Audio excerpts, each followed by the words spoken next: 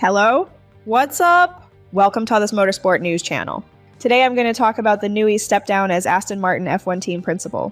Newey will focus exclusively on technical matters amid Aston Martin's tough start to the 2026 F1 season. He'll be replaced by a rival team's boss.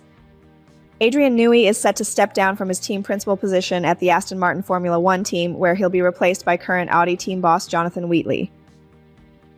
Motorsport understands Newey will step down in order to focus exclusively on technical matters, as Aston Martin has experienced a more than underwhelming start to the 2026 F1 season. Power unit trouble with new partner Honda means the Newey-designed AMR 26 currently can't complete a whole race. Wheatley has been working at Audi since last May alongside CEO Mattia Binotto, but will therefore return to England after just 10 months. The timing of the move depends on his Audi contract. Aston Martin's Silverstone campus is located just 20 miles away from Red Bull's F1 headquarters, where Wheatley spent 20 years of his career. This opportunity is attractive as Wheatley is set to join at an extremely tricky time for Aston Martin. It can't really get any worse. At Audi, enjoyed a certain degree of autonomy, reporting directly to the board, but coexisting with Binotto meant he did not have the same leeway as normally afforded by the team principal role. Wheatley may have been endorsed, if not suggested to owner Lawrence Stroll, by Newey himself, as they spent those 2 decades together at Red Bull.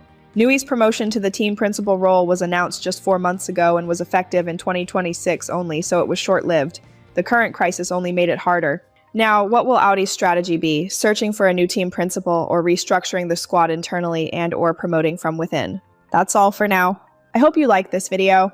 If so, don't forget to give me a like and subscribe. Have a good day. Best regards. Until the next video.